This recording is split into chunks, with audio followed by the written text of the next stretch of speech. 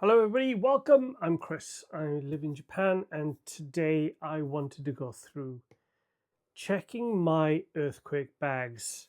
And if you live in Japan, you kind of know what I mean. You got to check your earthquake bags. And recently, there's been kind of a lot of earthquakes over the last couple of weeks, and so it's kind of getting a little bit of a problem. So where I haven't checked these bags in quite a while. It's been like a couple of years, I would say. And so, yeah, I kind of just figured it would be nice to show. So if anybody doesn't live in Japan, I can show you what goes in these earthquake bags. And secondly, if you are living in Japan, you don't have an earthquake bag, you kind of need one. So just as a bit of background, I've been here for over 20 years. So I was actually here in the 2011 earthquake. So yeah, that was kind of extreme, not a whole bunch of fun. And so, yeah, not only did I learn a lot of things, but obviously it's the unexpected stuff that actually really trips you up on these types of earthquakes, right? It's not just an earthquake; it's a tsunami, it's a nuclear uh, uh, problem. So yeah, there's a whole bunch of different things that you need to consider when you're kind of doing all this stuff. I will warn you, this is the second time I've actually recorded this video. I went upstairs and realized my mics weren't working. So screw this mic. This one's better. Hopefully this is going to work. All right, so with me, I've got a couple of different things. I've got a cheap, very Amazon bag here with some things in that. So I'm going to go over that. And then I've got these, which are kind of interesting. Yeah, look at the logo on that one. So yeah, my wife worked for them for about 3 months before they went bust. But in that meantime, she did manage to get two good earthquake bags that they were kind of quite easily getting rid of because basically nobody cared about Lehman Brothers after the after the shock had happened. And we've got another one from another banking institution that was also given to her for her home. So what I'm going to do is I'm going to go through all of these along with some other stuff in terms of like food and things like that. And yeah, hopefully this is helpful for somebody. Maybe. If not, maybe just whatever. All right, let's start with this guy. So this one is pretty easy. There's not... No, so the one thing that we've done with all of these bags is we've split different things up in different things into different bags. So by that, I mean that some have got more of one thing than they do of another. However, we don't keep actual food and water in these because basically we have to keep swapping them out, right? So we don't keep all the food and water in them. We just keep the kind of bare essentials in these. And then basically what we do is every couple of years we swap out the food and the water so that it's always fresh. And it's always a really good opportunity then because you can always eat the biscuits. Bonus. All right. So first up, okay, masks. So yeah, this is probably the last time we did this was actually during the pandemic. So I think we probably end up with way too many masks. However, when you have one of these big earthquakes and it causes a lot of problems, like disease does happen, right? In a really bad sense, all of your sewage networks could break and the whole thing could go bad. So yeah, it's better to be prepared than not prepared. All right, then you got some little plastic cups, always useful. Then we've got some things that you wouldn't assume would be in an emergency bag, but would be actually quite useful. Wrap. This is wrap. So in other words, saran wrap, your kind of plastic wrap for your food. Useful for food, but also useful in like emergencies in terms of like wrapping somebody's arm up.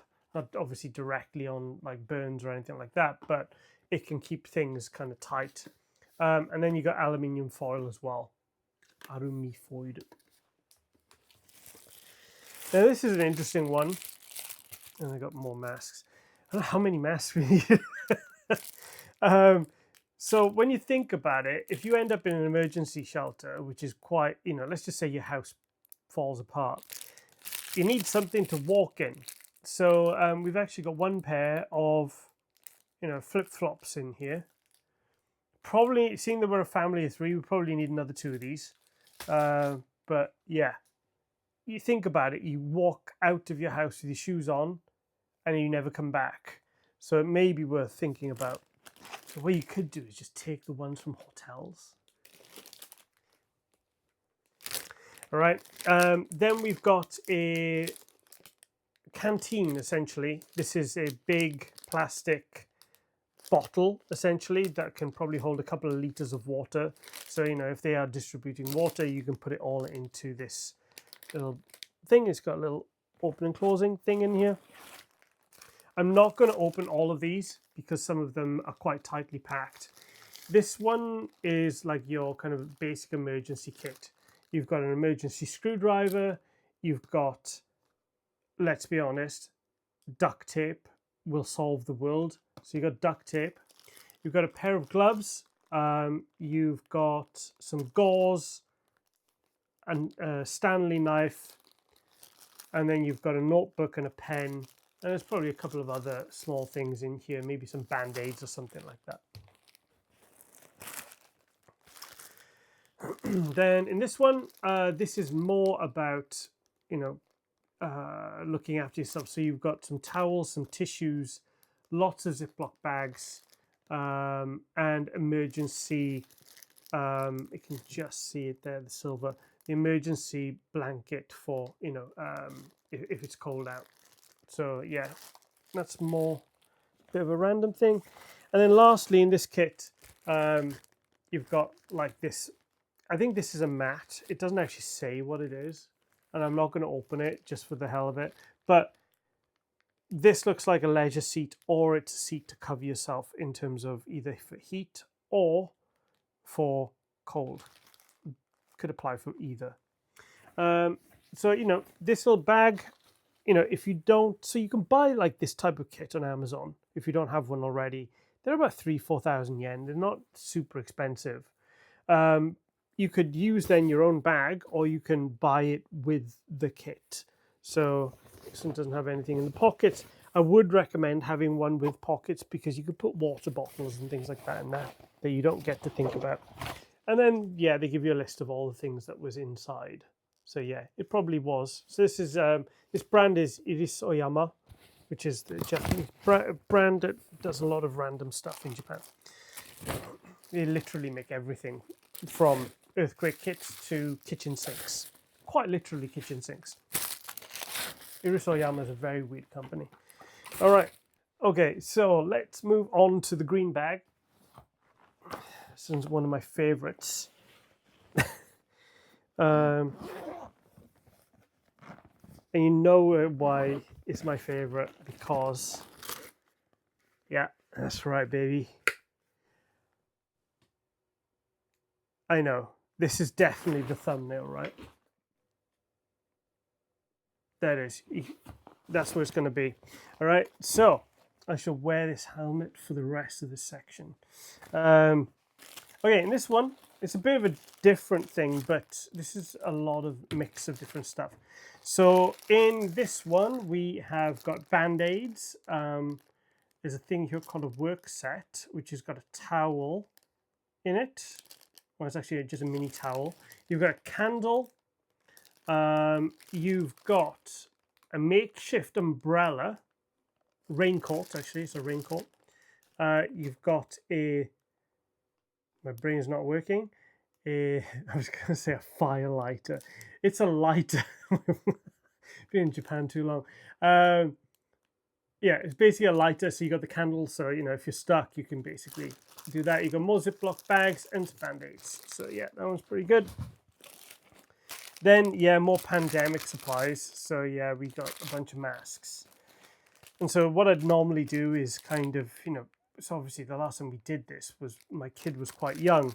So, yeah, some of these masks are not even going to fit her. And one of the things I did pull out earlier, on my first run of this video, admittedly, was, some wet wipes that are no longer wet. you know. So it's like, you know, you've got to go through and check these things. Yeah, it's dry as a bone. Those are tissues at this point. Gunte, so in other words, gardening gloves with the little grips. You'd be surprised where you're going to use those. We actually have another set in here as well. In Japan, these are great. They've got like these little rubber sections. I love those in Japan. More of the same stuff. A whole bag of tissues. Reason being, you can't guarantee you're going to have toilet paper. So a tissue is better than nothing. So take some tissues. And, you know, one of the things that we did see in the last earthquake and certainly during the pandemic was that toilet papers went off the shelves like nobody's business, or somebody's business. Oh, that was a terrible joke. Somebody's business doing the business. So yeah, just maybe keep an extra batch of toilet rolls in your house just in case, because this stuff always seems to get crazy. We've got a quick onigiri, right? Just add water to the pouch and it will make you an onigiri.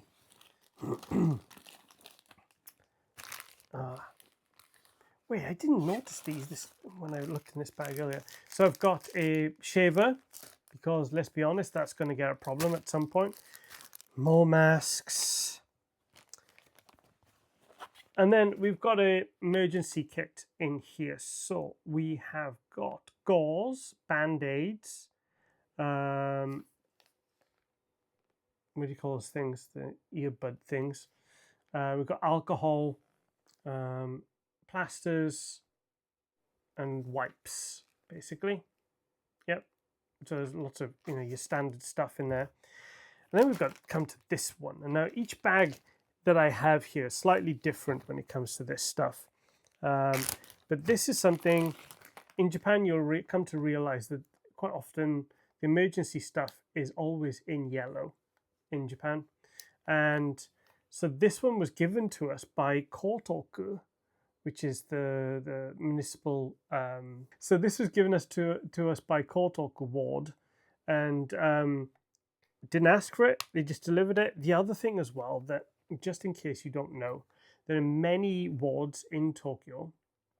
They have like their own schemes about how they'll deal with earthquake stuff, and so we were given, and even a guy came to install it, a little kind of device that goes onto your breaker box, your electric breaker box. And what it does is basically, as soon as it detects shaking, it will trip the wires automatically. And it's not complicated. It's not like, you know, so you know that you've got little switches on a breaker box. It pushes them down. And so it's a very simple device, but they send them out for free, and a guy came over and literally did it.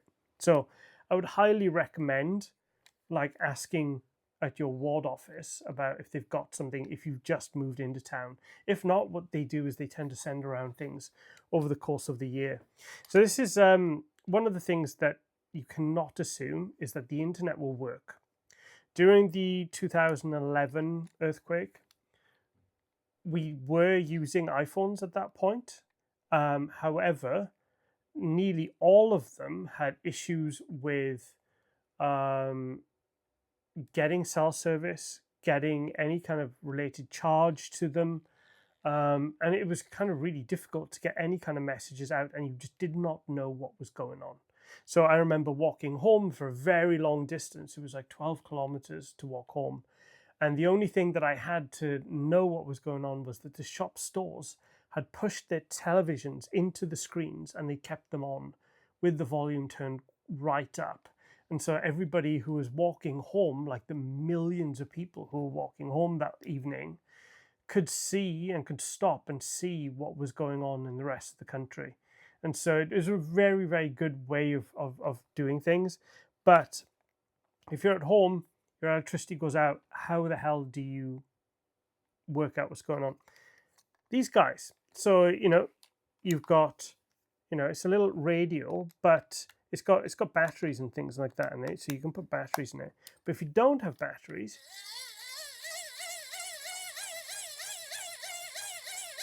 just do this for a bunch of times. It's not the easiest thing to run. I have to admit.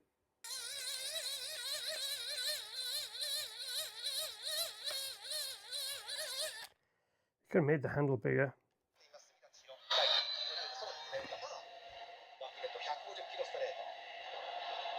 Baseball, typical. So there you go. So you will definitely get probably something that's better than baseball. I'm sorry, I really don't like baseball. Sorry. All right, what else we got on here? This is probably a good time for me to interject while I'm editing this video. One other thing that I forgot to add to this video was, it was in the other Lehman Brothers bag, one of many Lehman Brothers bags, is this one little thing, and it's more useful than that radio that I just showed you. So let's open this thing up. You can buy these on Amazon, a couple of $1,000 yen. Very simple solar powered charging. And so I bought this like 10 years ago, and it still works and it still does the right thing. All you need to do is put this outside, and inside, there you go. You've got your USB-C dongle, USB dongle, not C, and just basically charge your phone or whatever other device. I mean, even if you had a battery, for example, you could just leave this in the sun all day, let it charge the battery, and then basically go to the battery at night. It is a super simple way of making sure that you've got charged devices without breaking the bank, right?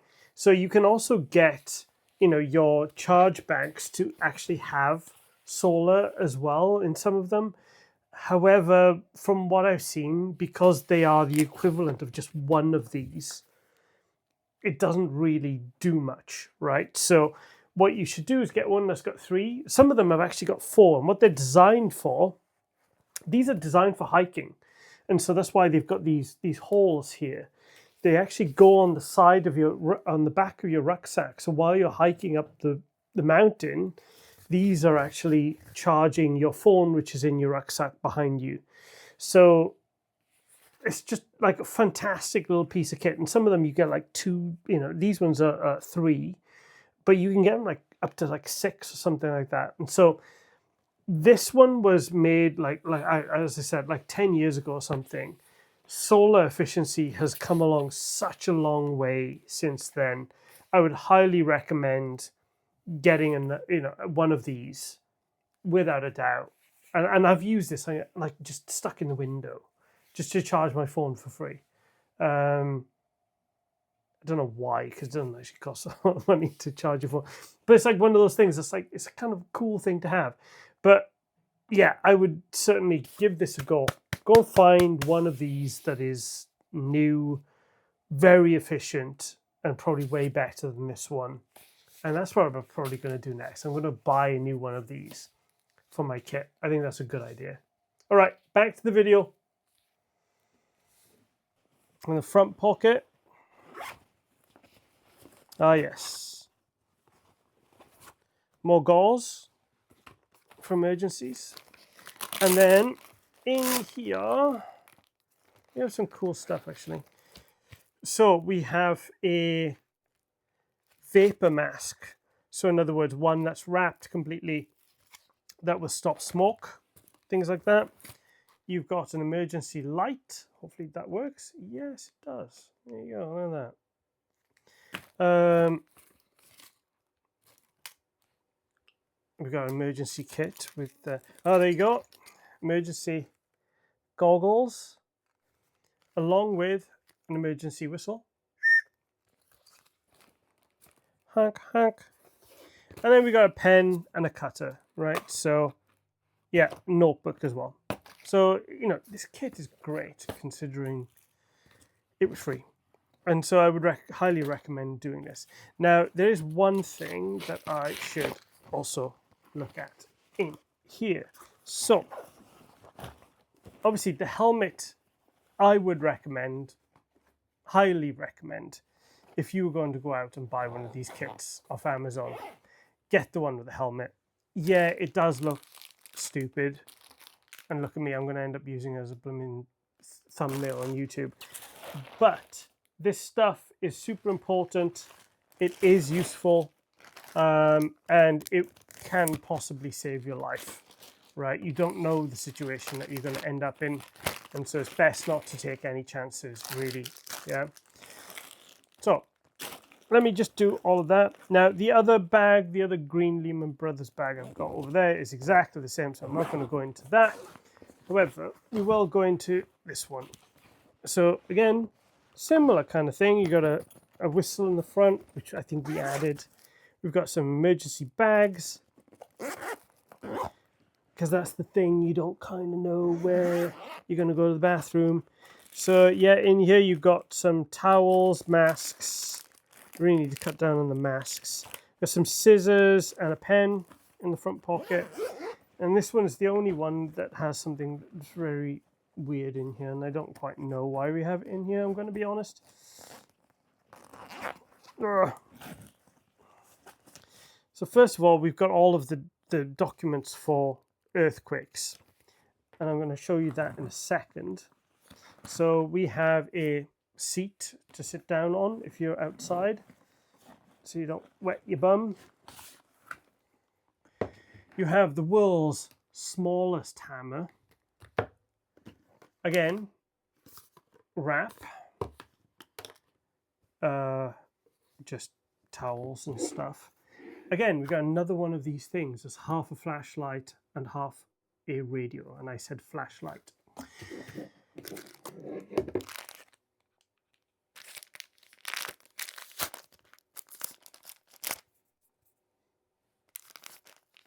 Yep.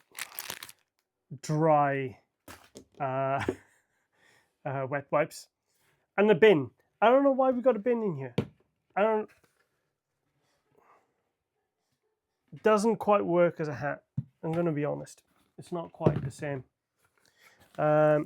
Then, yeah, this is the reason why I wanted to show you this. So, in here, so this is the Tokyo Guide to Emergencies, and you can pick this up at your ward office if you've never had one.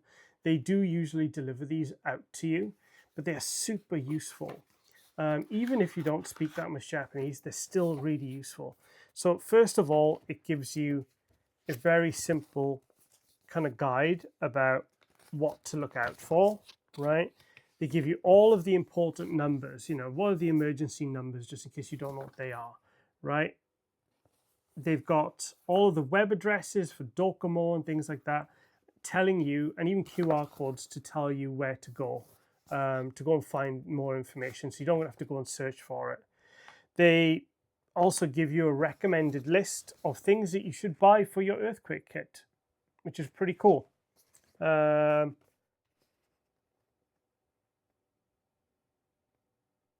Ironically, they don't have masks, which I have a lot of. So yeah, but these books are fantastic. It basically tells you the basics of survival out in the wild, like what to do, what to avoid. I'm going to admit, it's all in Japanese. It's not the easiest thing to go through, but I do think that there are some useful things that you could use this for. They kind of give you some guidance about like ducking for cover, get away from heavy objects if things are falling, that type of stuff. A lot of it is kind of not that useful, but then there's other things that is useful, and I would totally recommend this. They're like how to tie a knot in various different ways, because you don't know the situation that you're going to be in, and basically they give you like this survival guide. It's really great that they've given this to every household in Japan. And then they've got the exercise, like do your exercises so you can stay supple while you're fighting for your life. And in Japanese, typical Japanese sense, yes, there is a manga at the back. Of course there is. But one thing I would recommend, this was 800 yen back in, well, this is 2008, so this is very outdated. This is quite a way old, but it's an entire map of Tokyo. As I said earlier, you can't guarantee your phone's going to work or your internet's going to work. So this is most likely going to be your best friend if you need to move around quite quickly. So yeah, this basically covers everything you're going to need, including right at the back, a very big pull-out map of the greater Tokyo area, so you kind of know where everything is. And if you can't read a map, you're doomed. There you go. You just die suddenly. All right, let me put this away and then we'll move on. Oh, wait, before we move on, plates, forks, and toothpicks, and toothbrushes, and chopsticks. Okay, so I know that you are going to be thinking, well, what about the food and the water situation? And that would be a correct thing to be thinking. So yes, we don't have the food and water in these bags, but what we do is we have this separate box and everything is in that. So what I would recommend you do is have this box and you put it next to where your emergency kits are. Now for us, we have always kept our emergency kits at the entrance of the house or the exit of the house. If you need to bug out really quickly, you know where everything is, you just grab it and you take it, right? So, but remember, you need everything in here. You're going to need all of the things that I've just shown you, plus any recent medication that you have. If you've got animals, maybe there's some things that you want to add in. Obviously, priorities first go to humans, I'm guessing. But, you know, if you've got pets, you're going to want to look after them the best you can if you have the time to do that. So, yeah, make a bag up for your pets, pet food, and the things that are essential for them to also live comfortably as well. So in this one, this is our box of stuff. We have, which I'm not going to show, but these are medication for the family. Certainly I have high cholesterol, whether I like it or not, depending on what I eat or not, I always have high cholesterol. So I'm on statins. So I definitely have to have statins in my pack because God knows what could happen without them. So then let me look in here. We've got packs of curry. So these are quite good. They're about 161 calories per pack, and there's 6 of them in there or 5 of them in there. And so those can easily go with rice very quickly, and it's very nutritional without becoming difficult. Just boil them up and you should be good to go. And yeah, we obviously really love the curry in here because that's my wife just looked at me and I've got a helmet on and she looked at me. I think, do I look good? Yeah. And obviously in Japan, typical Japan's way of living, white rice. So we've got several bags of white rice, 1, 2, 3, 4, 5, 6, 7, 8, 9, 10 in here, 10 packs of white rice. And basically you just have to add water to these. That's all you got to do is add water, shake it up, wait for it. And I think they're obviously dehydrated rice. And because we're in Japan, yes, we've got another bag of that. And yes, we've got another bag of that. Then we've got like these very long-lasting biscuits. I think when I looked at this earlier, this is 2029. So these are going to last you a long while. We did have a bunch of these before and they expired, and so I ate them all and they were all perfectly fine. They're a bit hard and dry, but you know, they're perfectly fine. I actually quite enjoyed them. I kind of ate them for weeks. So yeah, and then the only other thing then is water. Right, you're going to need water. So ideally you're going to need a couple of these. Actually, probably quite a lot of these. But what we have done in our house, well, I think most people will end up with this. What we did was during the last earthquake, the big earthquake that had happened, we weren't sure whether the water was safe to drink because of the contamination from the Fukushima power plant. We didn't trust anything that was coming through on the news at the time, and so we were like, okay. So what we did was we bought a Hawaii water server. So all the water is imported from Hawaii in plastic bottles, and we basically installed that in our kitchen, and basically that was everything that we kind of needed to be able to keep ourselves going. So we now have several of those large, 2-gallon drums in the house all of the time. So, and we order them as soon as we see one of them deplete, we kind of instantly order the next set. So we've always got at least 2 or 3 of them in the house, and that is very easy for us to pick up, put in the back of the car, and just head on out if we need to do that. So that's our solution. Doesn't mean it's your solution, but for us, that is something that could be useful. And then when, not in earthquake mode, it's also quite nice to have hot and cold water literally on tap, like you get in an office. So yeah, for us, that was a perfect solution and something that we, thought was a good idea, and we've kept it going since 2011, right? So from our standpoint, it's been a worthwhile investment to do that. Then the only other one thing I would kind of recommend, with earthquake proofing your situation, is also kind of thinking, if you have a car or modes of transport, how are you going to manage all of those things? So what we find is that, as I mentioned earlier, toilet roll instantly disappears, but also so does gasoline. And getting gasoline, especially as current events right now, gasoline is kind of a big problem, right? So you do actually want to have, a full tank of gas, because you don't know where you're going to go to. We actually ended up going down to near Kyoto, I think it was. We drove down there. It took like 6 hours to drive there. But if we hadn't have had a full tank of gas, we never would have been able to get out of the city. So do yourself a favor, like make sure that your tank is at least, halfway or more all of the time. And then that kind of future-proofs you from having issues. Now, obviously, recently I have an electric car, so I kind of have to I can charge it to 100% quite regularly. So that's really good. And that will get me 400 kilometers away from wherever I am, right? So that's a really good thing.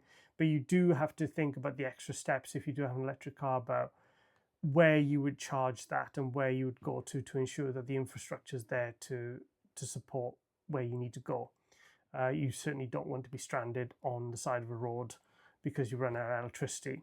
But having said that, the same thing could exactly happen with gasoline if all the gasoline runs out. So similar scenarios, different types of cars. So yeah, hopefully somebody finds this useful or interesting. If you do live in Japan, as I said, go and look on Amazon and on the listings, and you'll find various different types of these. Some of them not only, some of them can be as little as 2,000-3,000 yen, all the way up to 20,000, 30,000 yen, depending on how much you want to spend and how many people you're preparing yourselves for. So, right, I'm gonna take that off now. I'm done with that. Put it in the bin. Literally put it in the bin. So yeah, thank you for watching. If you like, do me a favor, like the video, subscribe, and yeah, catch you on the next video. Thanks very much. Bye.